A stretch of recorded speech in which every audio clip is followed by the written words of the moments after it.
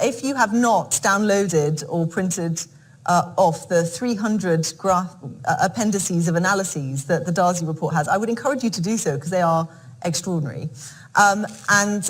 What I'm curious to see in the report, and I would agree with as it instinctively feels right, is that in the NHS we've been putting more money in places like hospitals. We actually have more staff than we did before, and yet productivity has decreased to such an extent that it's called the productivity puzzle.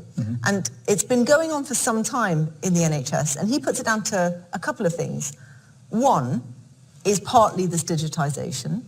Digitization is different to artificial intelligence, by the way. I think a lot of people conflate the two. When we talk about digitization, I'll give you a really simple example. Maybe some of you have experienced this, and I'm sorry if you have. I did quite recently. You go into hospital. I had sepsis before the election. It was not a great experience, but I learned a lot. And one of the things that they cannot do in hospitals is convert your notes into PDFs to be able to send to your GP.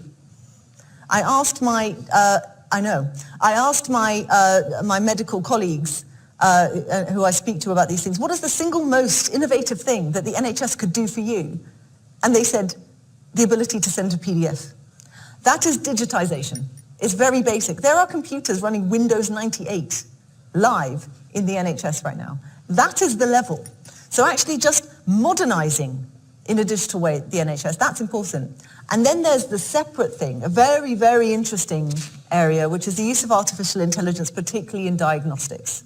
Now that's fascinating. There's a whole new sector called oculomics that's starting to blossom, where they take pictures of your retina, and through that, using AI, they're able to predict not just if you're going to get macular degeneration or whatever, but actually if you might have early stage Parkinson's, or you've got kidney issues, or it's just absolutely fascinating. Some of the stuff that's going to come from this will be revolutionary, but let's focus on the basics. So I think on that, he probably has a point.